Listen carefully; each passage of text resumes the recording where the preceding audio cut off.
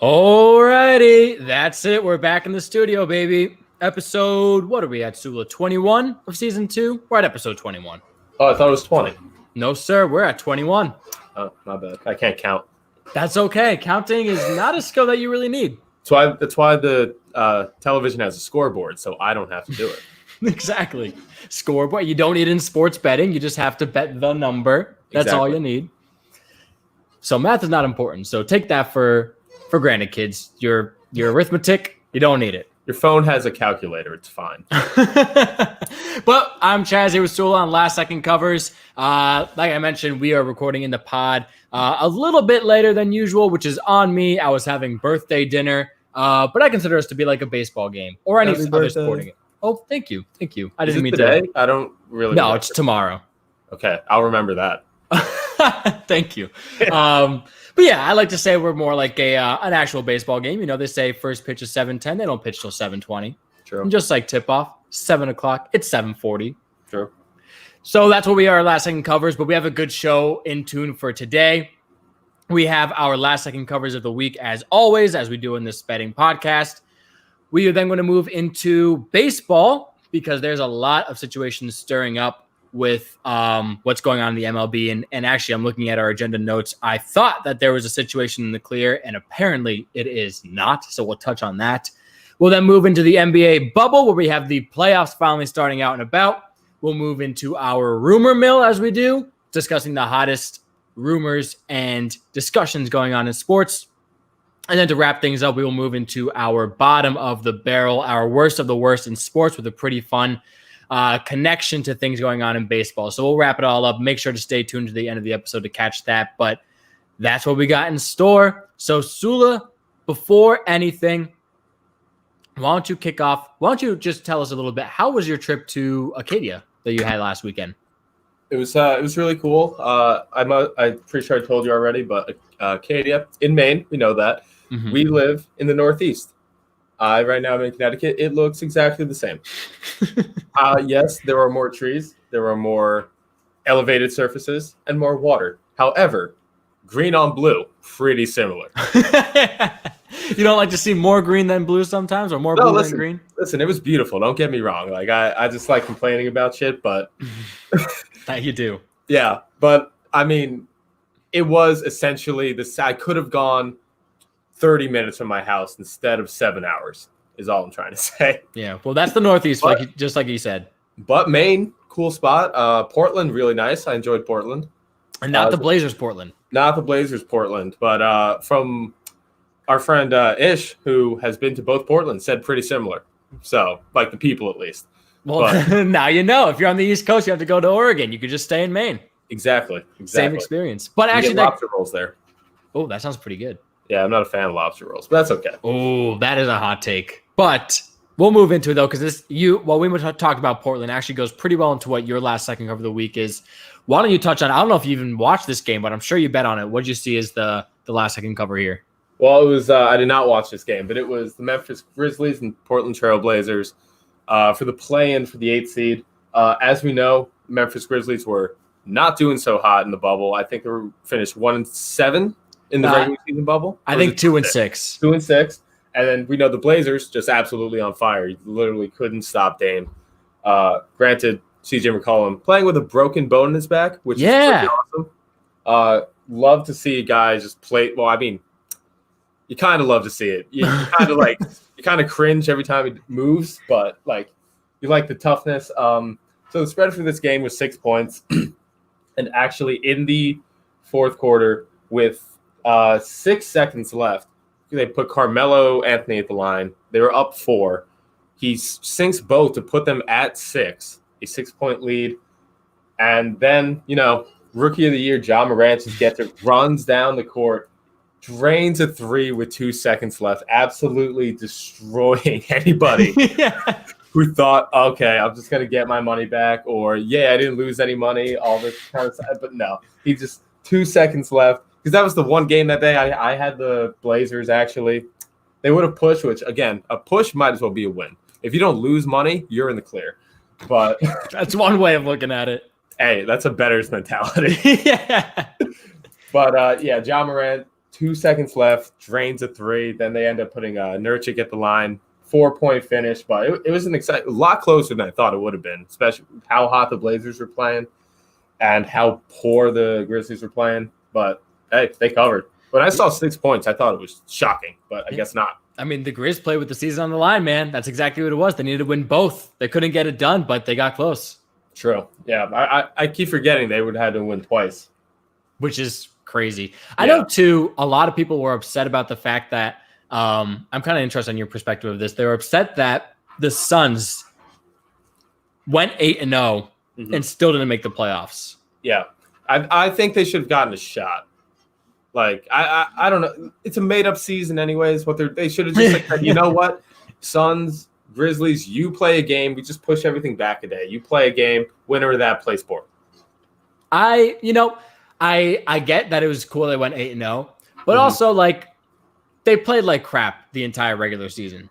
So they did amazing in the bubble. People were upset that they went 8-0 and weren't able to make the playoffs. Like, well, then why were they invited? Well, if the Grizz went 0-8 and the Blazers went like 3-5, then the Suns would have been in.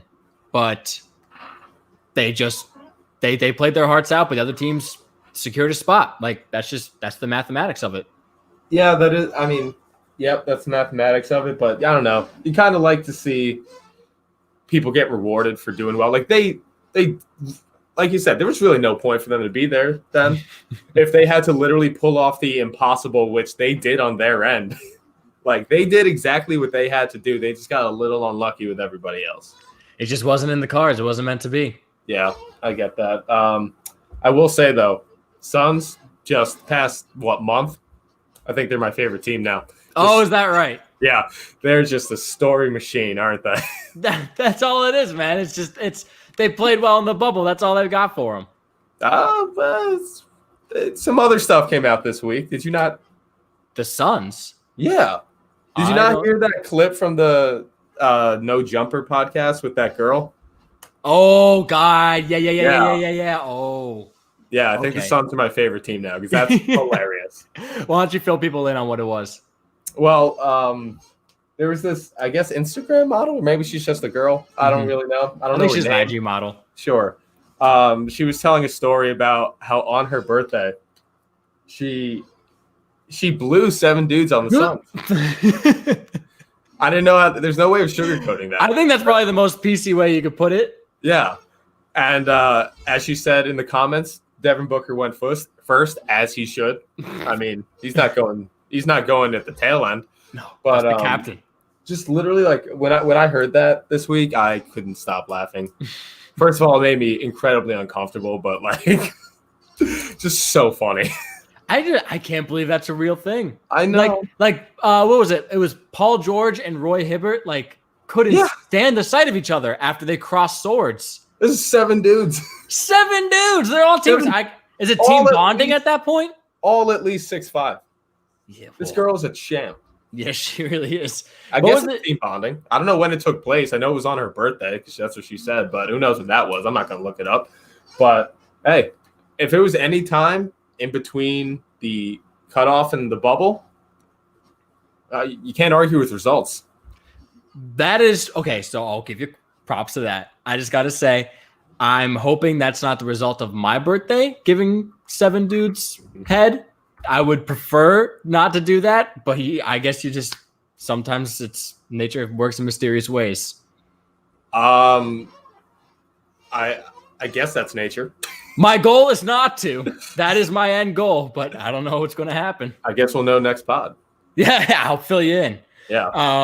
I don't really know how to segue into my last second cover of the week based on that. Here's a way. Okay, so Manny Machado, Fernando Tatis, and the entire Padres are in the head of the Rangers manager. Boo. There you go. Thank you. But my last second cover of the week is from yesterday at the time of recording, Wednesday, the 19th of August, between the Rangers and the Padres.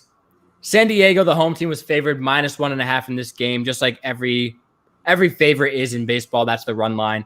But this has been in the spotlight for a few days now between the Rangers and the Padres. And we'll get into why once we move into MLB. But what had happened in this game was You have the Padres up by 1 in the 9th. And so at that point, people are saying, if you're a Padres better, at least you're saying, I kind of hope this goes to extras because winning by 1 does mean nothing right now, but we need 1.5. They blow the lead in the 9th, give it up further in the 10th, and they're down 3-2 in the 10th. And instead of going down like chumps and taking the L, Manny Machado says, nope, hits a grand salami in the 10th to win it for the Padres, which, as you pointed out, Sula, in your hit or miss, was the Padres' 3rd straight game with a grand slam. Not just a home run, with a grand slam. And they walk it off against the Rangers 6-3 to give them the win, give them the money line and the spread. So bettors for San Diego were very happy that day. Anyone who took Texas, I am sorry, because that is an abysmal way to go out. Yeah, that's always the worst way to go out, especially when you're the underdog, at least for betting, and it's just 1 run. I would argue 80% of overtime extra inning games end in a 1-run game. I don't know if there are the facts to support that, but listen, I like the thinking. I would argue it. I'm not saying I have the facts. I'm saying I can argue it. That's all that matters. Yeah. But so anytime extra innings overtime and you can't cover if it's a run or 6 points, it's just infuriating. Absolutely infuriating. Especially when it's the home team that won by 3. That doesn't happen. They 1 run and it's in. You see so many times you got bases juiced and someone laces a double down the line and it's only a 1-run win because 1 run can score. But to see Machado hammer a slammy at the end is just insult to injury to the Rangers. I mean, it's poetic justice, really. It is. Let's get into why. Do you want to recap this or should I? You recap it because I have just one comment that I don't think people have made yet. I haven't heard it at least, but okay. So we'll move into the MLB. There's a lot, literally a ton to unpack with what's going on with baseball so far. But the first of which is the huge, debates. Not really so much of a debate, but just heat around the situation involving Fernando Tatis Jr. The guy is a young up and comer, 21 years old, literally younger than both you and I. Leads the league in homers. I think actually Mike Trout tied him and might have taken the league, but I think they're just going back and forth. But what got him in the spotlight specifically the other night was against the Rangers. The Padres were up 7-0 late in the game, and on a 3-0 pitch, Tatis hits his own grand slam, just like his teammate Machado a few days later. Tatis hits a grand slam on that 3-0 pitch, up by 7 runs late in the game, and the Rangers manager was furious, dude. He was livid. In his post game, he was like, that's just not how you play baseball. That's not the way baseball is played. You just don't do that when you're up 7 runs. Meanwhile, you see all the time games are choked late in the game.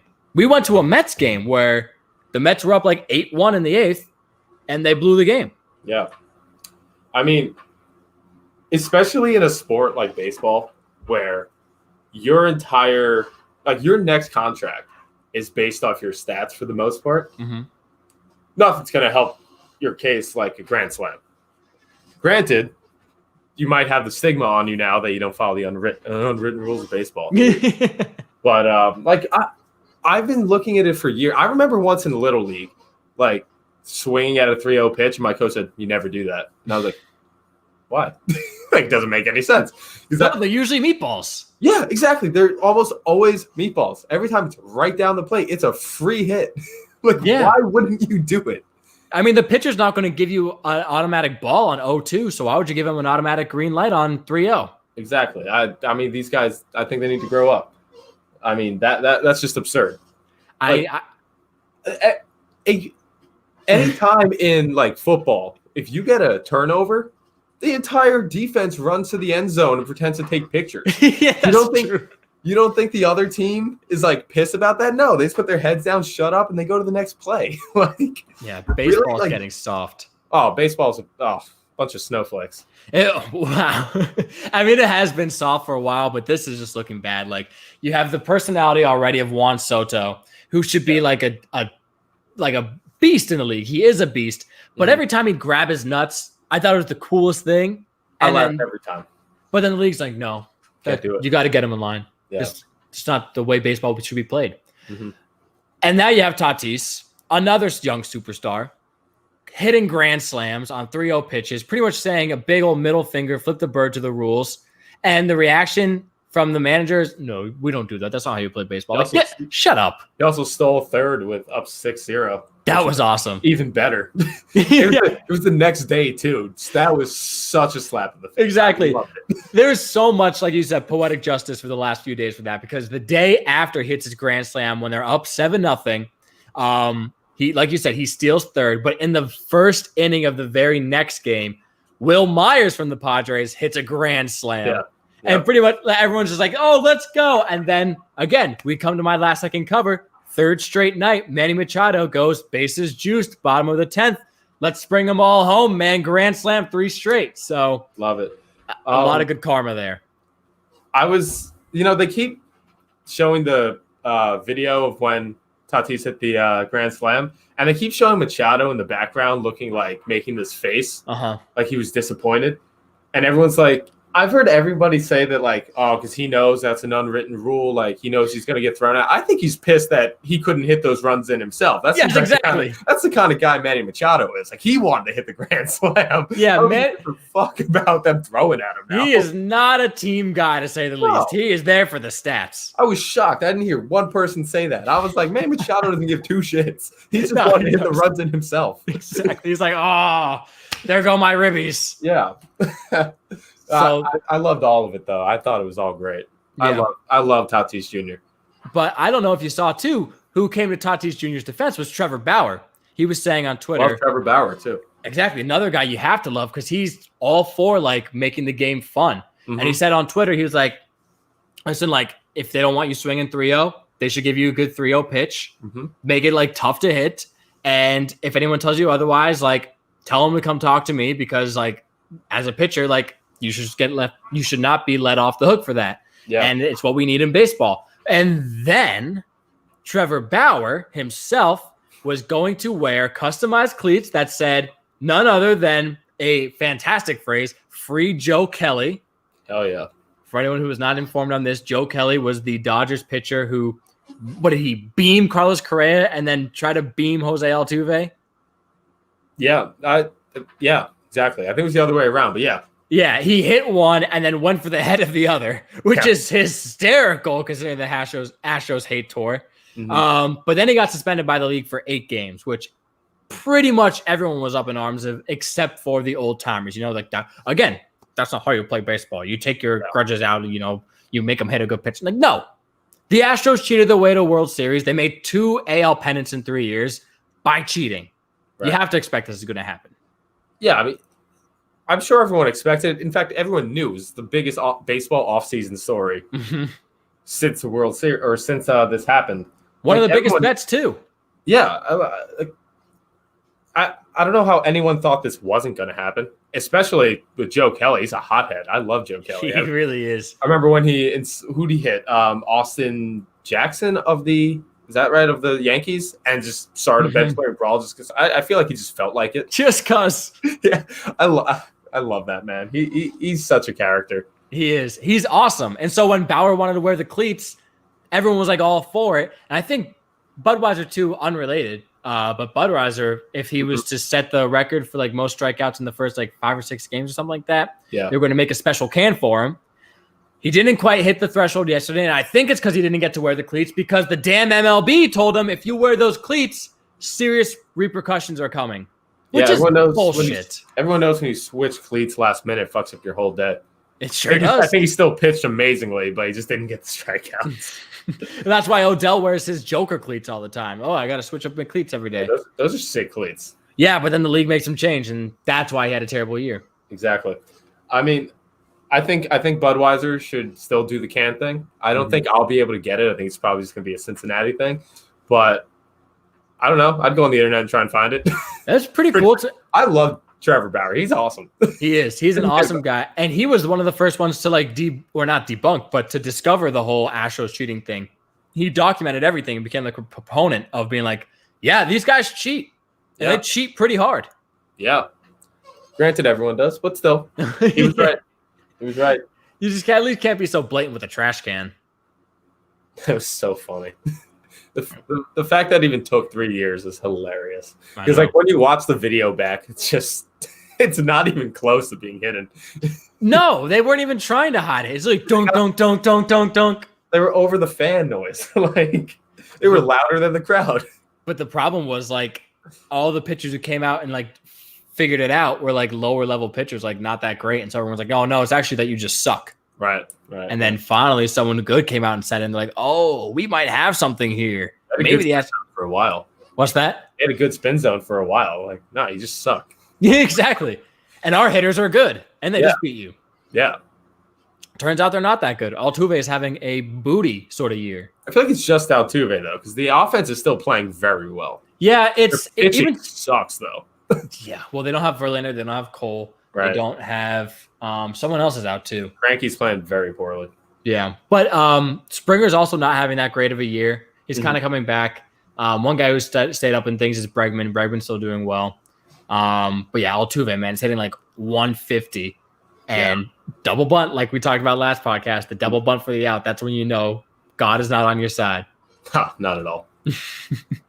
But so that's kind of where we are in the MLB. The personalities are just being sucked out of players, which is expected but annoying. But when I mentioned earlier when I looked at the agenda notes and thought, oh, we have something positive to talk about. Well, here's positive in a different sense. The Mets just tested positive for coronavirus. Our Mets. Yeah. I don't know when this happened because now they're in Miami. So I'm not necessarily going to blame Miami, but I will say it is a hot spot. The Marlins just had it. So I don't know what caused it, but it came out today that at least one player and one staff member tested positive. They postponed today's game. They postponed the Subway Series that's coming up. And so literally we just got the Reds back. We went through the Cardinals having this shit, the Marlins having this shit. We just got the Reds back. No joke yesterday. And so I put on the notes, COVID's in the clear in baseball. Nope, because here come the Mets. Meet the Mets. We've got the bug. That's it. I will say, if there are two positives for this, it's one, they weren't the first team. And it would have been a very Mets thing to have been the first team. That's true. Second positive, we don't have to watch Mets for a few days. But they were looking pretty good. They weren't going to last. You know it wasn't going to last. I know, but at least let me be cynical for a little bit, or just like in my fantasy world. Yeah, I mean, listen, there's a lot to be cynical about. I was trying to be positive in the in the lowest sense of the word. Yeah, positive about the positives. Yeah. I don't know. It just sucks. Like, I seriously thought, I've been saying for so long, let's cancel baseball for this year. Like, we're not figuring it out. And I don't even think there's still a great plan. They have the Cardinals playing like 30 double headers coming up, or it's like 40 games in 30 days, something crazy like that. Like, that's crazy. It's absurd. It's not going to work. So I don't think they have their shit together. But you know what? We've got baseball. We have a little bit of a break from the Mets, which is cool.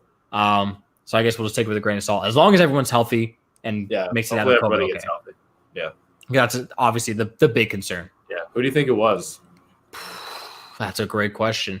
It had to be a player because obviously there's possibility it was a coach or just someone on the staff. But if it was a player, I'm going to say it was Wilson Ramos.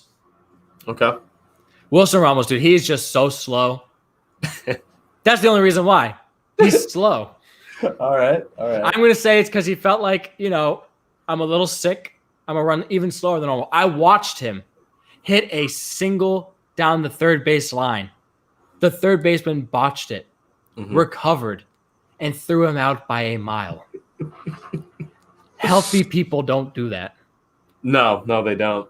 Okay. I like that pick then. What about you? Who would it have to be? Edwin Diaz, just because he sucks. Yeah, he just wanted to stop playing. Yeah. I like Wilson Ramos. He was looking pretty good, Edwin Diaz, towards the end. Again, not going to last. No, of course not. Yeah. So just our luck. We got more coronavirus cases in the MLB. Hopefully, we'll eradicate that soon. Hopefully, the situation controls itself. I really do think they should stop playing games in Florida, where it is still a hot spot. I know they say it's getting somewhat better, but it is what it is. You don't know who has it, and you have these people flying into these, like, they're danger zones right now. So I think they just find some sort of neutral site, or just, man, we've talked about the bubble for a long time. Figure out the bubble. Just figure it out. Figure it out. Yeah. But that moves into our next topic of the NBA, a league that has been able to figure it out with the bubble. As a result of the bubble down in Orlando, we have 0 positive coronavirus cases in like 3 weeks now. And guys like Mike Conley, who were able to leave the bubble, can come back and play in like 5 days because they know he's been safe and they know everyone down there is safe. So they have things way more under control than most of the other leagues. And now we are officially in the playoffs. I want to give our outlook, but first off, reaction: Lakers and Bucks. So as we speak, the Bucks are, I'm pretty sure, murdering the Magic. Oh, so really? It might just be a Magic thing where they play awesome game 1 of a series and then just suck the rest of the time. So I don't think there's anything to overreact about. The Blaze, like, I think the Bucks still have the MVP. Like, they have Giannis, they have Chris Middleton, they still have a great team. Mm-hmm. And the Lakers, they have LeBron and AD. The rest of their team kind of suspect, but like, the Blazers are the hot team right now. I honestly don't think they can beat the Lakers 4 times. So I don't think there's a lot of concern there. I really don't. You don't think the Blazers give the Lakers a run for their money? I mean, it's probably going to go 6, 7. It might go all the way, but like, I don't think they're going to beat them 4 times. Yeah, well, I agree on the Magic for sure, because they did the exact same thing last year with the Raptors in the 2 versus 7 seed. That was crazy. I had the exact same reaction, or I had at least the reaction last year being like, oh, whoa, Magic might give them a run for their money. But then, all of a sudden, they lost in 4 straight games. Right. And this year, they played the Bucks. I'm not as naive. I knew after winning game 1, I'm like, okay, they got their fun in, and it's time for the Bucks to go to work. Right. And I think, if you're the Bucks, you'd rather have one game where like a bunch of people play poorly.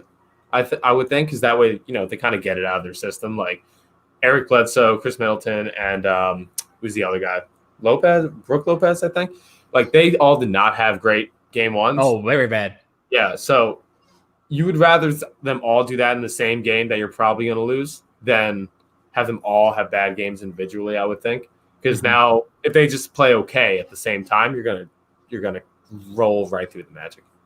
Yeah, I mean, and then when it comes to the Blazers Lakers, I'm kind of up in the air on this one. Like, we've been talking a long time about the Lakers being the favorites to win, but they really just don't look like they're clicking right now.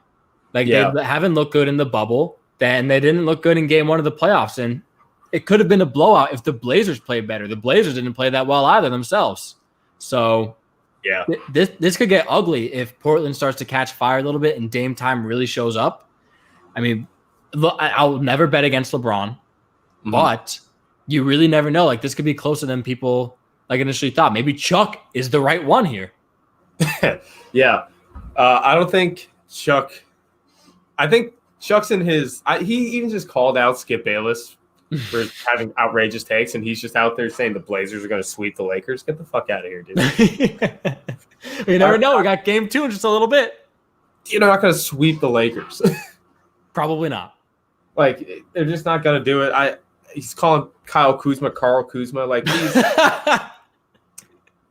I've always defended Chuck, like, saying that I thought Shaq was a lot worse than him, but I don't know, Chuck. He's not doing so hot recently. Listen, that's what you got to do to spark up some controversy. Yeah, but again, like, much to your point, like, AD had a horrible game 1. He shot 8 for 24 and had, like, I think 8 points in the second half. You can't do that. And most of his points came from the line, I'm pretty sure. Yeah, well, especially because the Lakers are literally only LeBron and AD. There's nobody else on that team. Who's the next best player? Kentavious Caldwell-Pope?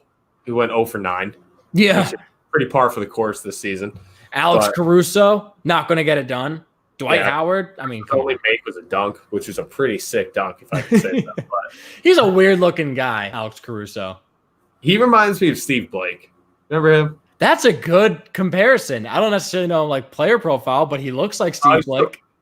A young white dude who's balding already. kind of it. Exactly. That is it. Yeah. But I still think the Lakers, like if Kyle Kuzma can heat up just a little bit and he'll be the number 3, I think that's great.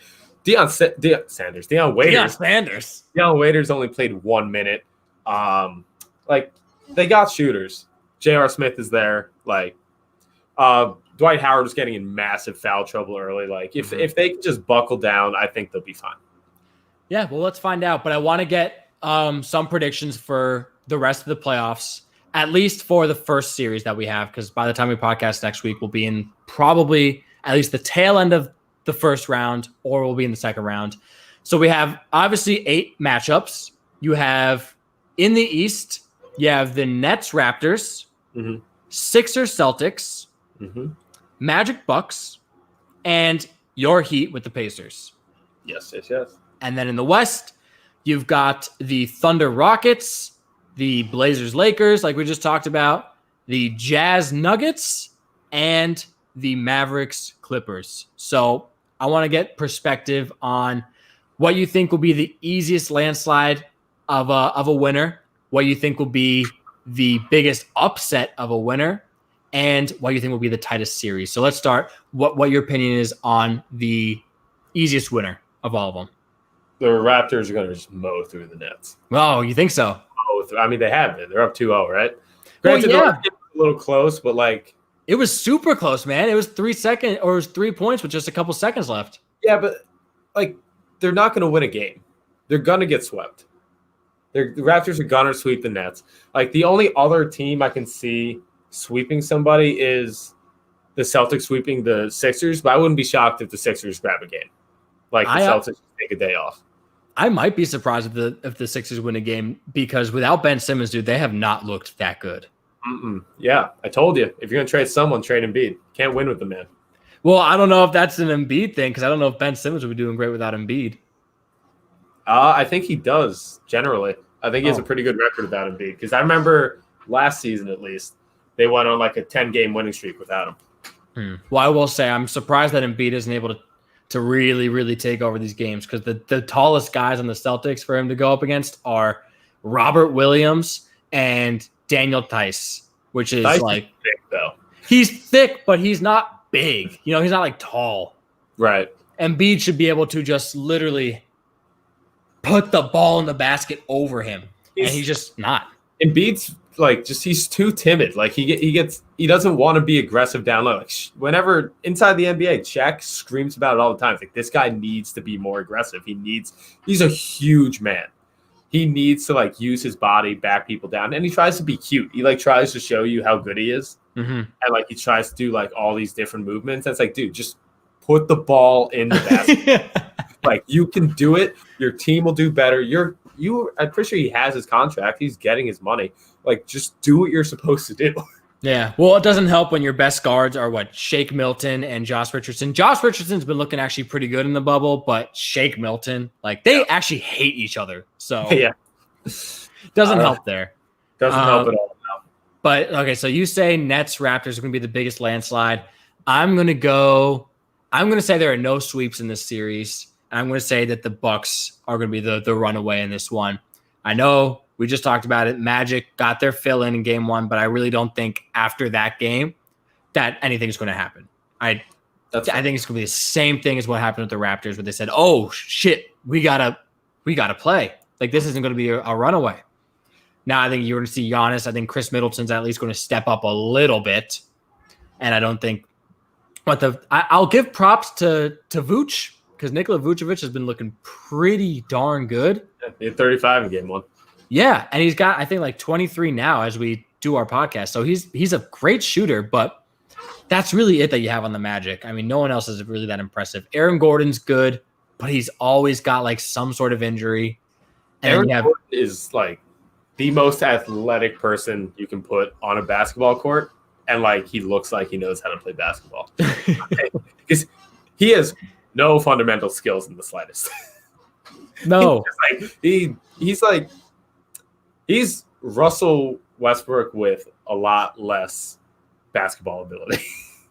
Oh, well, you might have to explain what you mean by that one. Because he's just as athletic. He does like the same moves, but like just can't pass the ball, can't finish really around the basket. All he does is dunk and like have layups. He's got a pretty good shot. Every like mid range, which is dead in this league. So like there's no point in doing it.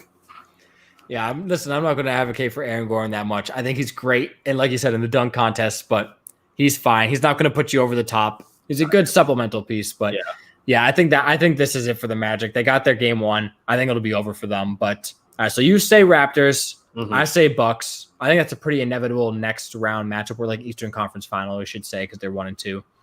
But all right, pivoting off, the greatest upset of a series. Who do you think is going to pull off the upset here? Any dogs going to the next round?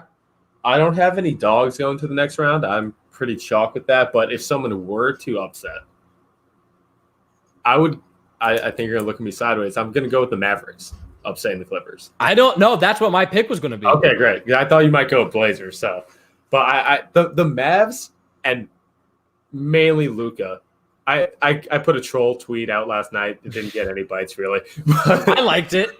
You liked it, but Luka is just so goddamn amazing. I love watching him play. He has taken over Steph as my favorite person to watch play in this league. Like he's so much fun. He's so good, and he's only 21.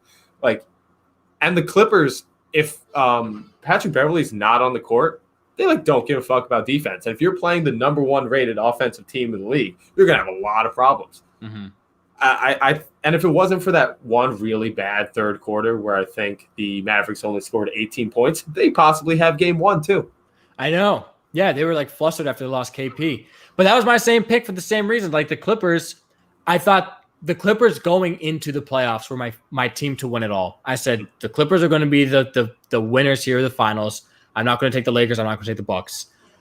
But what's important is they got to get past the Mavs. I really think like the Mavs are going to be their toughest competition in the playoffs. Because after the Mavs, like I don't think they really have anything that's going to be a problem. I think they could beat the Lakers. I think they'll match up. I think Kawhi could shut down LeBron. And he has. He when he was in San Antonio in the finals, you saw LeBron when Kawhi checked in go like, fuck. Yeah, he was only like 19, I think. Or 20. Yeah, Kawhi was a kid. Yeah. So that was peak LeBron too. Yeah, dude, Miami LeBron. Unstoppable, man. But I watched the highlight film of him on Friday. I was just in awe. I was like, this man is amazing.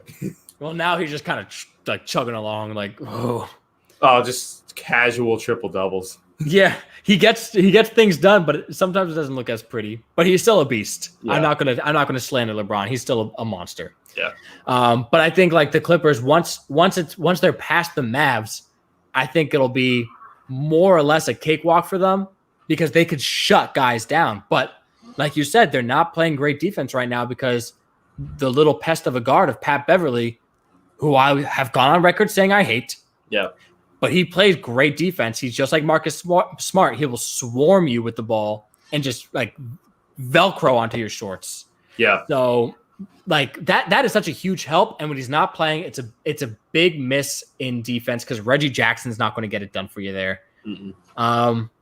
So yeah, it is like the Mavs should have won game one, did win game two, and they were the away team in both of those. I know the bubble, you don't get a huge home court advantage, but they still play the logo everywhere. They'll still root for you when you score and chant like all this stuff. Like it has at least some impact. So once they become the home team, this could be like real trouble for the Clippers. So that was my exact same pick. I think the Dallas could give the LA a run for their money. I hope they do. If the more Luka I can watch, the better. But so that moves to the last one of what is going to be the tightest series. And I'll kick this one off because I have one in my head. I don't know if it's the same one you're thinking. I'm assuming a little bit. Yeah. Initially, I was going to say Rockets Thunder, but that's a 2-0 series right now. The Rockets they're going to take it. I don't think it's close anymore. Right. I'm going to go Denver, Utah, Jazz Nuggets. Yeah, it has to be, right? Like they both have been killing. And I was surprised to see Denver get blown out in game two. Yeah. But they did. Mitchell like came back and knocked off Murray. He didn't have as good of a game, but they got Denver's number there. Without Conley too. Yeah, without Conley. Yeah. But I agree. I think I said this in my one of my blogs. Every time I see this matchup, I just get so happy. They're so evenly matched teams, and I think it's just so much fun to watch Gobert go against the Joker. And now, I mean, I keep forgetting Michael Porter Jr. is on the Nuggets. He's an offensive mastermind. He's crazy, dude. He could shoot the three. He could slam it in your face. Yeah. I mean, he's just like all around incredible. Yeah, I mean, he has no idea how to play defense, but that's okay. That's all right. You don't need defense in this league. Absolutely true. And I mean, he's so much fun to watch. Jamal Murray is, I don't know when he became this good, but he's incredible. Like, he has stepped up in the playoffs for sure. And I think that's in response to last year's playoffs. He didn't really show up as much. Yeah. And so now he's got like a chip on his shoulder. Also, just pointing out, I don't think you use the term happy in your blogs. I think you use the term wet. Wet. It makes me wet. Yeah. Just disgusting. Well, yeah. I mean, I was going for effect. Well, you got it. But yeah, I agree. Denver, Utah, like this is going to be the series to watch. Tied 1-1. And I know, what is this? It's a 3-6 series, which should be like more lopsided, but I mean, they're close. The records are only separated by 2 games, which shows you how close the West is. Yeah.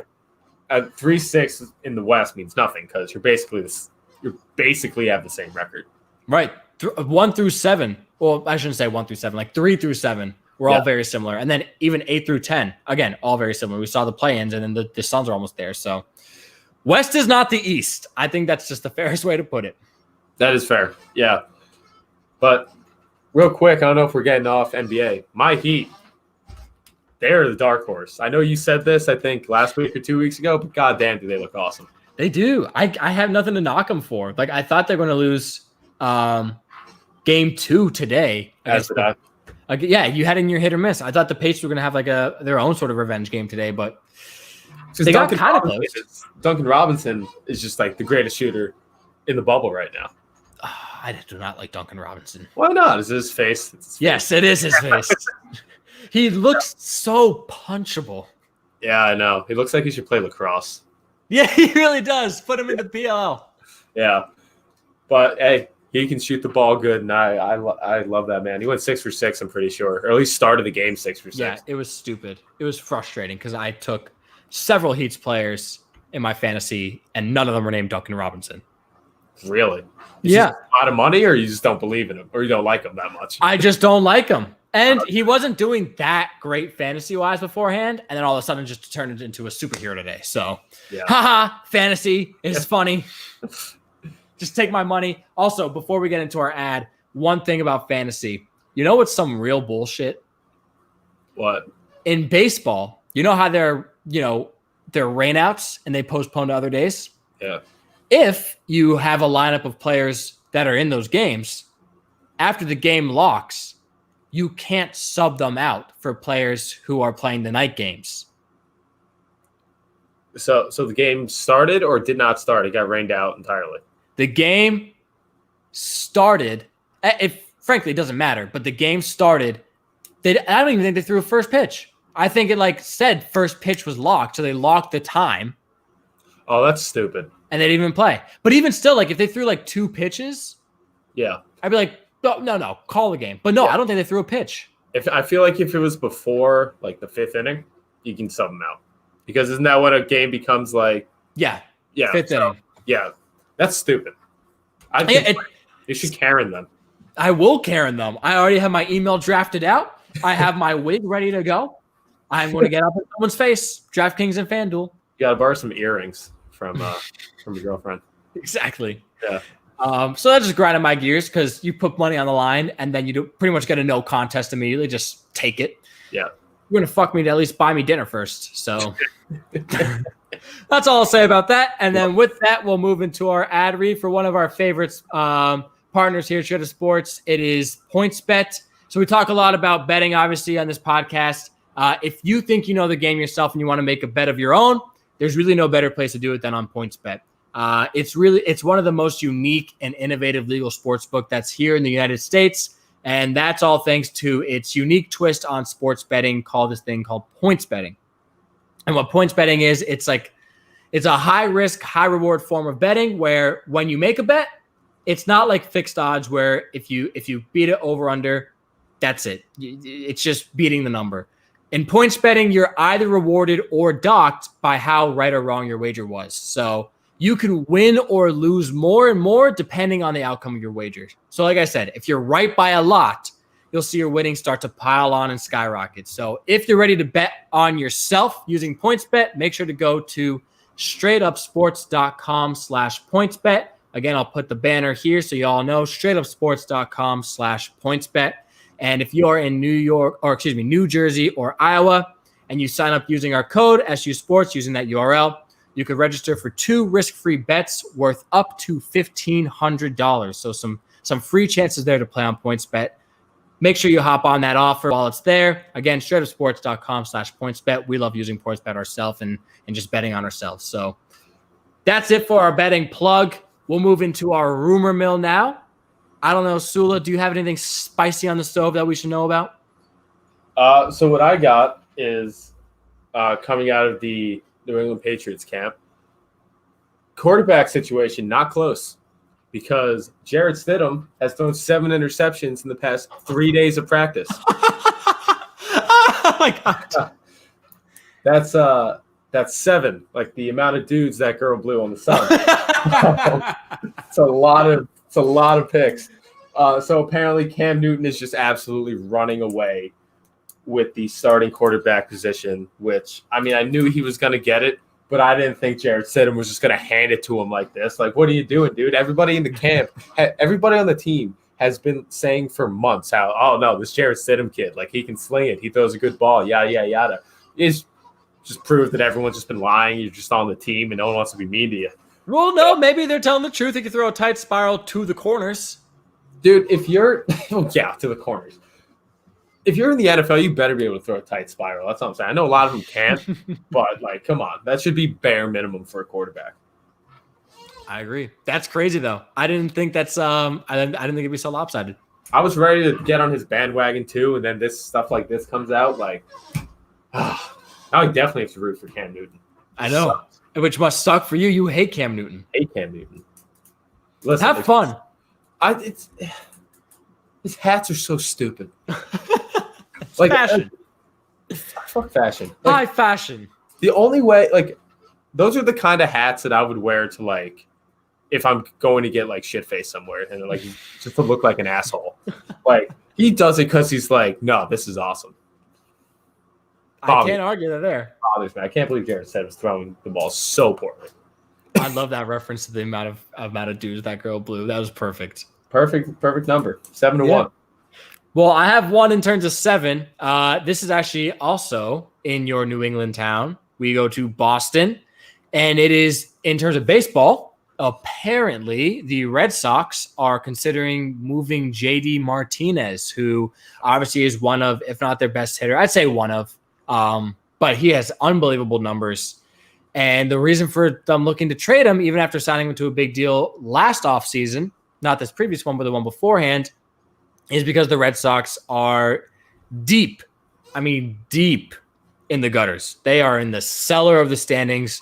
Dumpster fire is the best way to put it. They are 7-18, and you can blame the pitching for sure, but regardless, they are not looking good. And I guess it's justifiable, you know, if you're not playing well and the future doesn't look as bright anymore, get rid of the guy and get some assets for him. Yep. Which kind of really sucks. I really like JD Martinez. I think he's a great batter. But this would happen a few years ago when they were just after the, I think, 13 World Series. Like they paid a bunch of money to get these veterans, guys that were going to help them. And then all of a sudden, they were in last place, and they traded everybody to get young assets, which eventually, as we saw in 2018, can lead to them developing very well and going to a World Series. I think it's probably the smartest thing to do because you owe him a lot of money.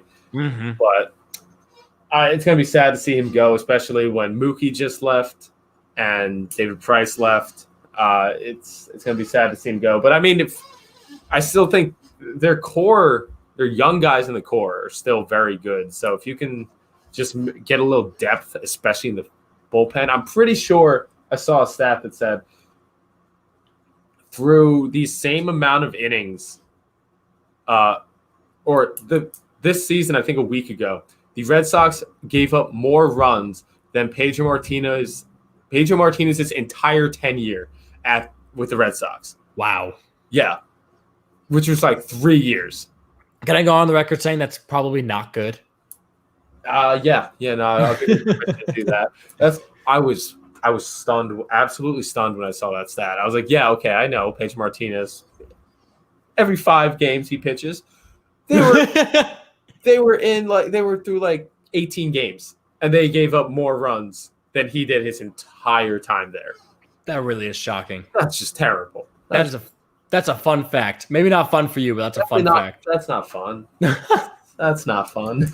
But that is shocking, man. I obviously I don't speak from a Red Sox perspective. I do like the Red Sox. I love Fenway, and so I kind of like, if I had an AL team, I would root for the Red Sox, despite not being much of a Boston guy. But it probably, and correct me if you think otherwise, but I'm sure it rubs a little bit of like dirt in the wound that you were looking to compete after losing Mookie, and now like not only do you lose Mookie and you're not going to get him back in the offseason, but now you lose JD Martinez too. Like it's huge gut punch. All of a sudden, like the pieces fall. Yeah, it happens quick in baseball too. No kidding. That really is fast. Yeah, it's like this past like 10 years for the Red Sox has been like the weirdest shit ever. Like what? Like when did they win? They won in 2011. No. 13 and 18. 18. And then like 4 of those seasons they came in last place in the AL East. Yeah, it is weird how it worked. It's been like they have just been. It's a crapshoot with them. You have no idea how they're going to do. Yeah. Well, I do remember when we went on our tour of Fenway, they did say like 2013 was a special year because of what had happened at the marathon, and it was very much Boston strong, which it has like a legit place in sports when there's something to rally behind. Magical things could happen.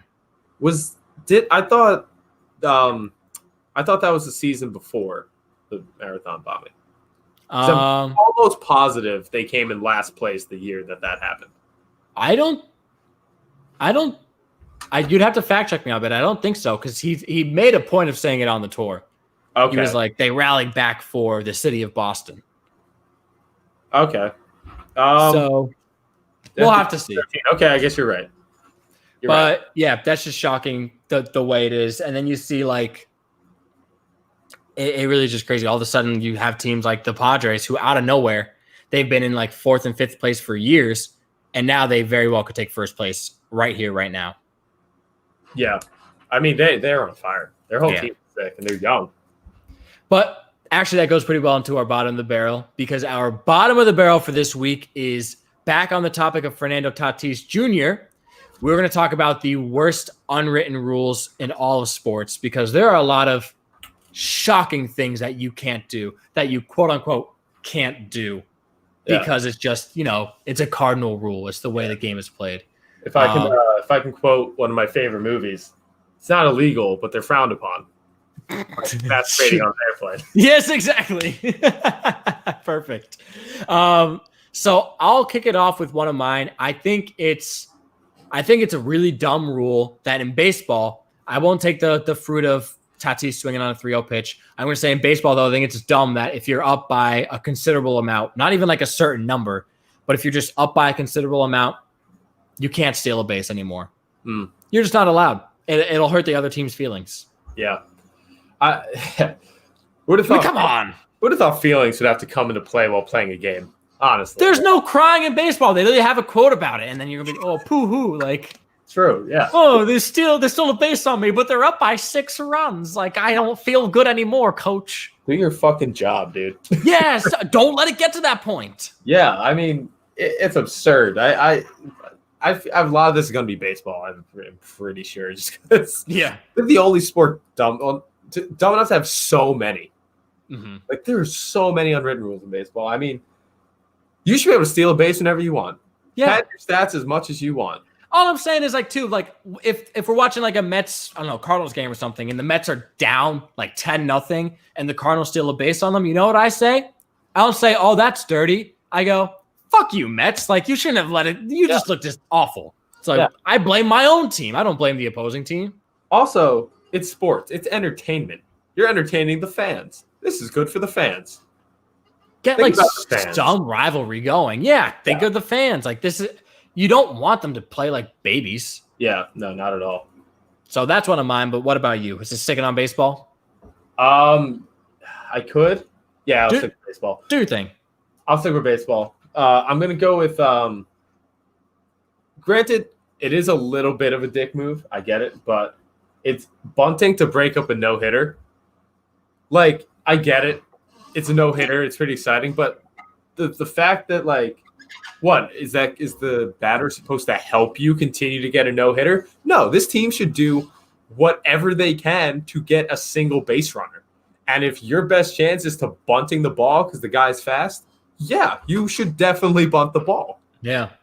Like, why wouldn't you do whatever you can to get a base runner? I agree. Like, I think it sucks to watch a no-hitter get broken up, but at the same time, like, it would be the same case if it was in the third inning.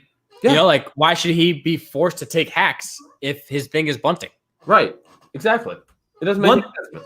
One thing I didn't like, I guess this goes into like, you know, dumb unwritten rule, but when it comes to no-hitters, I did not like to see when Scherzer had a perfect game, 2 outs in the 9th, and he threw a pitch. It was a little inside, but the guy leaned into it to have it hit his elbow.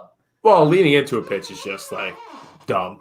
Yeah. But I was like, really, man? Like, I don't knock a lot of guys, but that is a shit thing to do. Yeah, I don't like leaning into pitches because that's just not honorable. That's the Bush League play. That's barely part of the game. Yeah.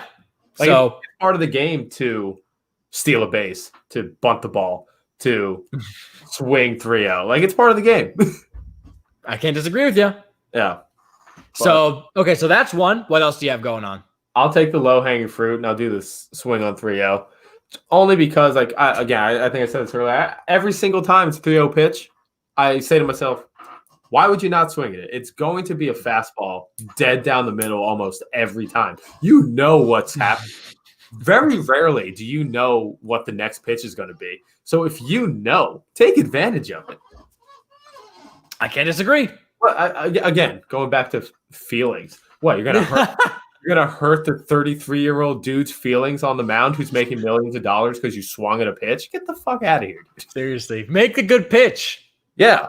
If you suck at baseball, you suck at baseball. You shouldn't be there to begin with. So don't get mad when someone clobbers a homer on you. Like, that just makes you look like a weakling. Yeah, no, I think it's absolutely absurd. So that's a pretty good one. Yeah, I applaud Tatis Jr. So I got two that I like here, one of which is still in baseball because, just like you said, baseball is just all the dumb rules. But what I'm going to go with here is basketball. Okay. I think it's dumb in basketball how when the game's over and you have the lead in the fourth quarter, you have to dribble out the clock. Mm. I feel like if you have the game, put the dagger in there. Showboat a little bit, you know? Like, if you're up by 10, make it 13, splash from the logo or something.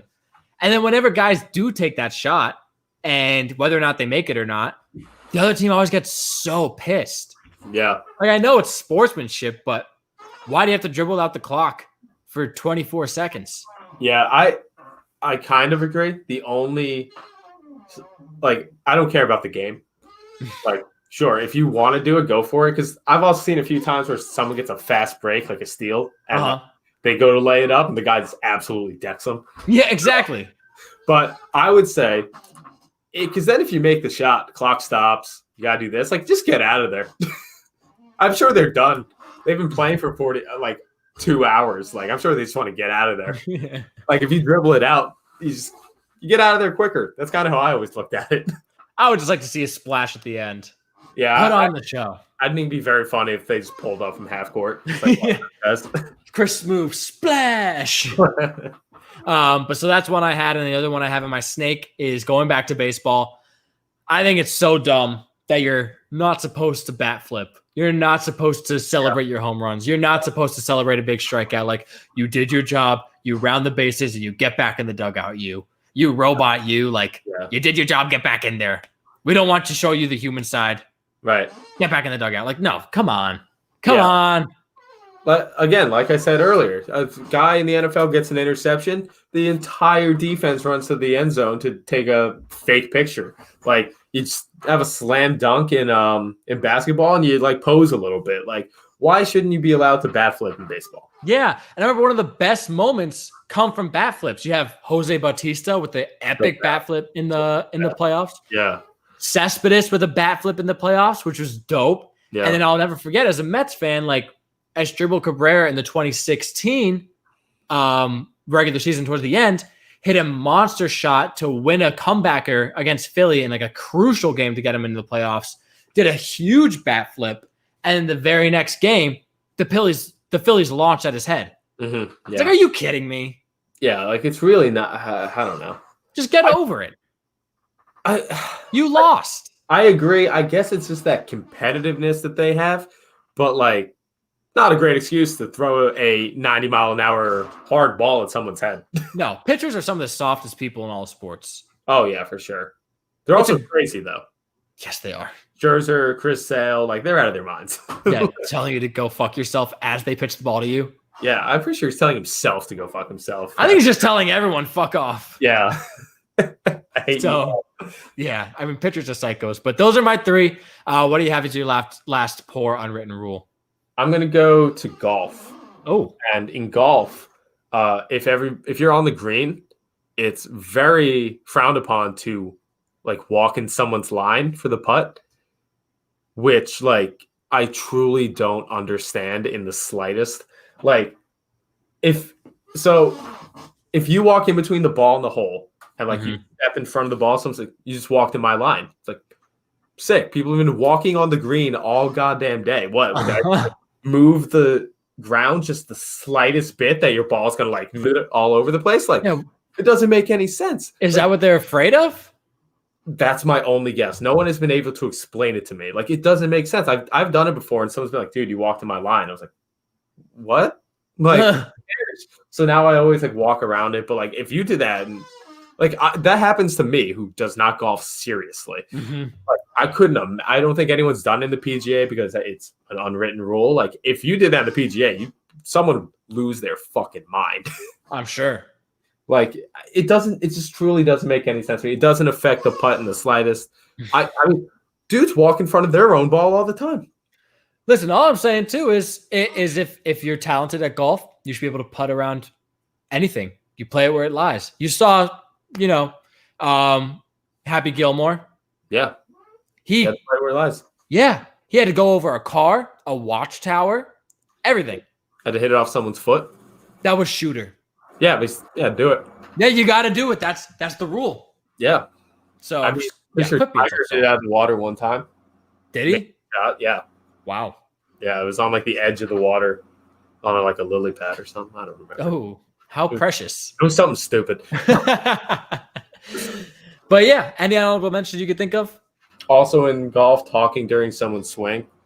Yeah. Like, I understand, which can go hand in hand with baseball. If there's like a pop up and you like scream to try and get someone to do it. I think A-Rod did that once. He was like rounding third. He like screamed at the third baseman and like he just let the ball drop. First of all, you should be focused enough to where that doesn't affect you. Yeah. But at least in golf, if it's like on the backswing coming forward, totally don't do it. But if you're talking the whole time, go for it. Like, it doesn't matter.